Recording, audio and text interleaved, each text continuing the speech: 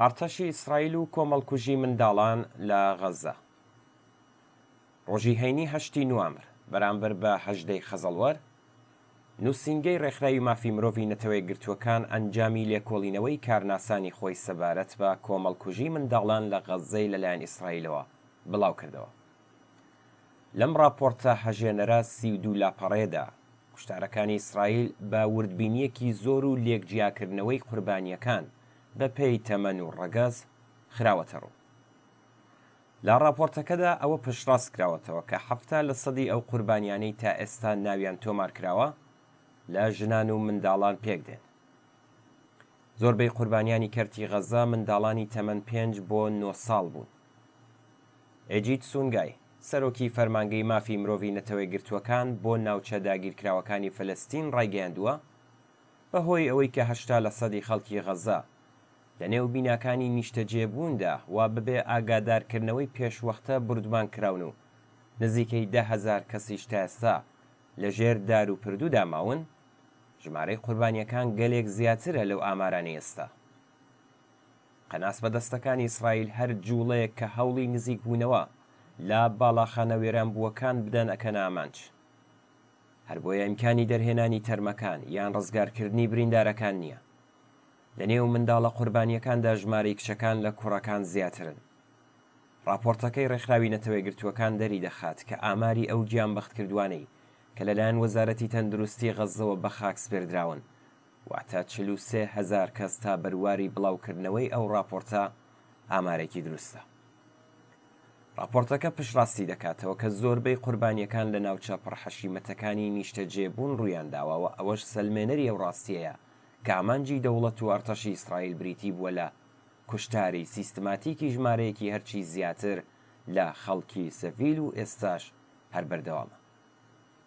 بە گوێرەی راپۆرتە ئەرتەشی ئیسرائیل بە 14,000 بۆمبی دووتۆنی کە لەلایەن دەوڵەتی ئەمریکاوە پەیاندراوە بوونەتە هۆی کوشتاری دەیان 1000 ژن و منداڵی ساوا و بە ساڵاچوون و گەورە ساڵان. گۆڤاری بەناوبانگی هەفتانەی پزیشکی لانسێت کە زیاتر لە 200 ساڵە لە بریتانیا چاپ و بڵاو دەکرێتەوە لە بابەتێکدا کە ماوەیەک لەمەوبەر بڵاوی کردەوە بە بەڵگەوە سەلماندوێتی کە ژمارەی قوربانیانی جێنۆسایدی ئیسرائیل لە غەزە بە نزیکەی 186,000 کەس دەخەمڵێنرێت.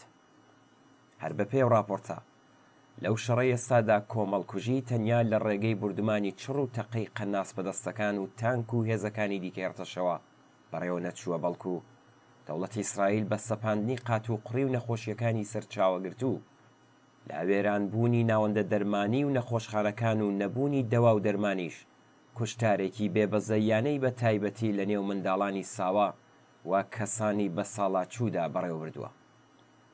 کوشتاری تازەلاوان و منداڵان و ژنان بە پێی پرەنسیپێکی فاشستی و مەبەستی پاکتاوکردنی نەتەوەی بەڕێوە چووە و هەر ئێستاش بەردەوامە. ئەم پرەنسیپە دژە مرۆڤانەیە بە تایبەتی لە ناو پاکتاوکردنی سوورپێستەکان لەلایەن پێشینیانی بورژوازی ئێستای ئەمریکاوە بەڕێوە برابوو کە بۆتە سەرمەشق بۆ نازیەکانی ئاڵمان و دەسەڵاتداران و ئەرتەشی ئێستای ئیسرائیل. نووسینگەی ڕێکخراوی مافی مرۆڤی نەتەوەی گرتووەکان ئاماژەی بۆش کردووە کە گروپی حەماس و میلیشیاکانی دیکەش لە کاتی هێرشی 7 ئۆکتۆبر بۆ سەر ئیسرائیل پێشێلکاریەکی بەرچاوی مافی مرۆڤیان ئەنجام داوە. پێشپڵاو بوونەوەی ئەو راپۆرتە ئەرتەشی ئیسرائیل ناوچەی باکووری غەزەی وەک ناوچەی جەنگی ناساند بوو و هۆشداریدا بوو کە هەر جوڵەیەک لەو جوغرافیایەدا وەک ئامانجێکی سەربازی هەڵس و کەوتی لەگەڵ دەکرێت. هەروە ڕێگە نادرێت هیچ هاوکارێکی خۆراک و دەرمانیش بگاتە ئەو ناوچەیە. بەو پێش سەرجەم ئەو ڕزگار بووە فلستینانەی کە گەڕاونەتەوە سەر ماڵ و حاڵی خۆیان و هەروەها کارمەندانی فریاگوزاریش وەک ئامانجی ڕێگە پێدراوی ئەرتەشی ئیسرائیل دادەنرێت. ئەم فەرمانە کە لەلایەن ژنەراڵێکی بەرپرسی باکووری غەزەوە ڕاگەیاندراوە پشپەستووە بە سیاسەتێکی کە مانگی ڕابردوو لەلایەن کابینەکەی نەتانیاهۆوە بە مەبەستی چۆڵکردنی باکووری غەزە لە دانیشتوان پەسەند کرا. ئەندامانی ئەو کابینەیە ئەو سیاسەتەیان دوا بە دوای سەردانی وەزیری دەرەوەی ئەمریکا بۆ ئیسرائیل گرتەبەر.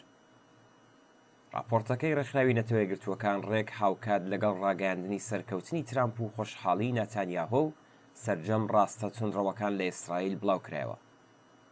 شەرخوازان لە ئیسرائیل بە سەرۆکایەتی نەتانیاهۆ هیوادارن کە کابینەکەی ترامپ بتوانێت ئیمکانی بەرفراوانکردنی شەڕ لەگەڵ کۆماری ئیسلامی بڕەخسێنێ و خۆشی ڕاستە و خۆ بەشداری تێدا بکات. سەرۆکوەزیری ئیسرائیل دوای 3 جار وتوێژی تەلەفۆنی لەگەڵ ترامپ ڕۆژی یەکشەممە 20 خەزەڵوەر بەیاننامەیەکی بڵاو کردەوە لە بەشێکی ئەو بەیاننامەیەدا نووسی بووی کە هەردوو لا لەسەر هەڕەشەکانی کۆماری ئیسلامی و ئەو مەترسیانەی کە دروستی دەکەن بە تەواوی هاوڕان. پێشڕەوی ڕاستە تونڕەوەکان لە ئەوروپا و ئیسرائیل و لەم دوایانەشدا لە ئەمریکا و هەروەها هەڵوێست و کردارەکانیان لە غەزە و لوبنان دەرخەری و ڕاستیە کە بورژوازی خەیران لێدراو و سەر لێ شێوا و پتانسیێلێکی یەکجار زۆری هەیە بۆ نائەمنکردنی جیهانی ئەمڕۆ. پێویستە هێز ئاشتی خوازەکان ئەو بزوتنەوە دژە شەڕەی ئێستا بەهێزتر بکەن و ڕێگە نەدەن کە بورژوازیە ڕاستە تونڕەوەکان و ئەرتەشەکانیان دەرفەتی ئەوە بەدەستبێنن کە ئەو جەنایەتە کارە ساتپارەی لە غەزە و لە دژی منداڵانی ئەو ناوچەیە ئەنجامیان داوە لە شوێن گەلی تر دووپاتی بکەنەوە.